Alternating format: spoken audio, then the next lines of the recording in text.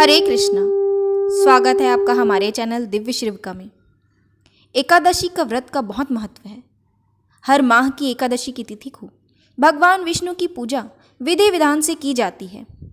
फागुन मास में कृष्ण पक्ष की एकादशी तिथि को रखे जाने वाले व्रत को विजया एकादशी कहते हैं। मान्यता है कि एकादशी के दिन भगवान विष्णु की आराधना से सभी कष्ट मिट जाते हैं और हमें मोक्ष की प्राप्ति होती है एवं विजय प्राप्ति के लिए इस दिन श्रीहरि की पूजा करना विशेष फलदायी माना गया है।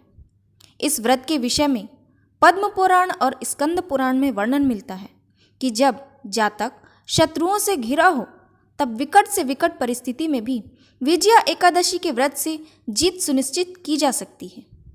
विजया एकादशी पापों का नाश करता है। इस माह की एकादशी को लेकर लोगों के बीच संशय बना हुआ है कि ये एकादशी कब किया जाए। आइए हम आपको इस वीडियो के माध्यम से बताते हैं कि एकादशी कब रखी जा रही है, कब रखना चाहिए, इसके शुभ मुहूर्त और अंत में विजया एकादशी की व्रत कथा। पंचांग के अनुसार फागुन कृष्ण पक्ष की एकादशी 6 मार्च 2024 को सुबह 6:30 बजे से शुरू होकर 7 मार्च 2024 को सुबह 4:13 तक रहेगी। हिंदू धर्म में एकादशी व्रत उदया तिथि के अनुसार किया जाता है, लेकिन जब एकादशी 2 दिन पड़ रही हो तो ऐसे में गृहस्थ जीवन वालों को पहले दिन एकादशी व्रत करना चाहिए। विजया एकादशी व्रत 6 मार्च को रखना श्रेष्ठ होगा। वहीं 7 मार्च को सन्यासियों संतों को एकादशी का व्रत करना चाहिए। इसे दूजी एकादशी कहा जाएगा। 6 मार्च के दिन विष्णु पूजा का समय सुबह 6:41 से लेकर 9:37 तक होगा। वहीं अगर आप 7 मार्च को इसका पारण करते हैं तो पारण का समय दोपहर 1:43 से लेकर शाम 4:04 तक होगा। और यदि आप 7 मार्च को व्रत रखकर 8 मार्च को उसका पारण करते हैं तो विजया एकादशी व्रत का पारण सुबह 6:38 से लेकर 9 बजे तक होगा। और पूजा विधि विधान से संपन्न करने के पश्चात विजया एकादशी की व्रत कथा अवश्य सुने। स्कंद पुराण में इस एकादशी की महिमा का वर्णन किया गया है। महाराज युधिष्ठिर ने पूछा, हे वासुदेव, फागुन मास के कृष्ण पक्ष में कौन सी एकादशी आती है? कृपया आप मुझे बताइए। भगवान श्री कृष्ण कहते हैं, हे युधिष्ठिर, एक बार कमल पर विराजमान ब्रह्मा जी को नारद जी ने पूछा, हे सुरश्रेष्ठ, फागुन मास के कृष्ण पक्ष में विजया एकादशी आती है, उसका पालन करने से कौन सा पुण्य प्राप्त होता है? इसके बारे में आप मुझे बताइए। ब्रह्मदेव ने कहा, हे नारद, सुनो, मैं तुम्हें एक कथा सुनाता हूँ जो सब पापों का हरण करने वाली है। ये व्रत बहुत प्राचीन और पवित्र है। ये विजया एकादशी राजाओं को विजय प्रदान करने वाली है। बहुत पहले जब राजा रामचंद्र 14 वर्ष के लिए वन गए थे तो पंचवटी में सीता और लक्ष्मण के साथ निवास कर रहे थे। वहां से रावण ने सीता हरण किया। इस दुख से उन्हें व्याकुलता हुई। सीता जी की तलाश में वन वन भटकते हुए उन्हें जटायु मिला जो मरणासन था। उसके पश्चात उन्होंने वन में कबंध राक्षस का वध किया। सुग्रीव से मित्रता करके श्री रामचंद्र जी ने वानर सेना को संगठित किया। हनुमान जी श्री रामचंद्र की मुद्रा लेकर लंका गए और सीता जी की तलाश करके लौट आए। वहां से लौटते ही लंका कथन के पश्चात सुग्रीव से अनुमति लेकर श्री रामचंद्र जी ने लंका जाना निश्चित किया।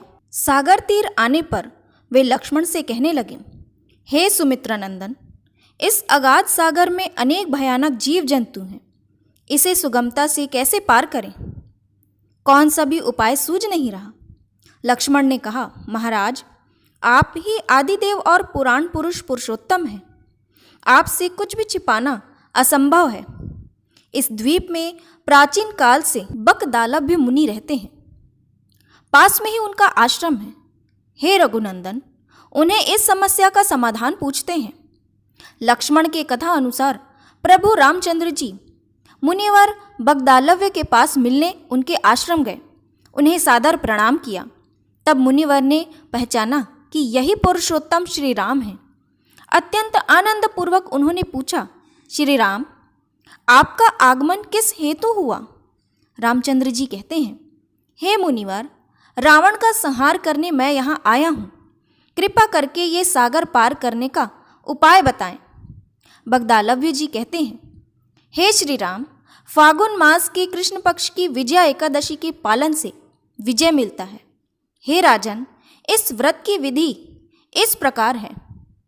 दशमी दिन सोने, चांदी, पीतल, तांबा अथवा मिट्टी के एक कलश की स्थापना करें। उसमें पानी भर के पत्ते डालें। उस पर भगवान नारायण के सुवर्णमय विग्रह की स्थापना करें। एकादशी के दिन प्रातःकाल उठकर स्नान करें। उसके बाद पुष्पमाला, चंदन, सुपारी, नारियल अर्पण करके उस कलश की पूजा करनी चाहिए। दिन भर कलश के सामने बैठकर कथा करनी चाहिए। साथ ही जागरण भी करना चाहिए। घी का दीपक जलाने से व्रत की अखंड सिद्धि प्राप्त होती है। उसके पश्चात द्वादशी के दिन नदी या तालाब के किनारे उस कलश की विधिवत पूजा करके वो कलश ब्राह्मण को दान करना चाहिए। महाराज, कलश के साथ और भी बड़े बड़े दान करने चाहिए। हे श्री राम, आप इस व्रत का पालन कीजिए, इससे आपको विजय प्राप्त होगी। ब्रह्मा जी कहने लगे, हे नारद, मुनिवर के कहे अनुसार प्रभु श्री रामचंद्र जी ने विजया एकादशी व्रत का पालन किया। उस व्रत के प्रभाव से श्री रामचंद्र जी विजय हुए। हे पुत्र, इस व्रत के प्रभाव से मनुष्य को इस जीवन में विजय प्राप्त होती है और अक्षय परलोक प्राप्त होता है।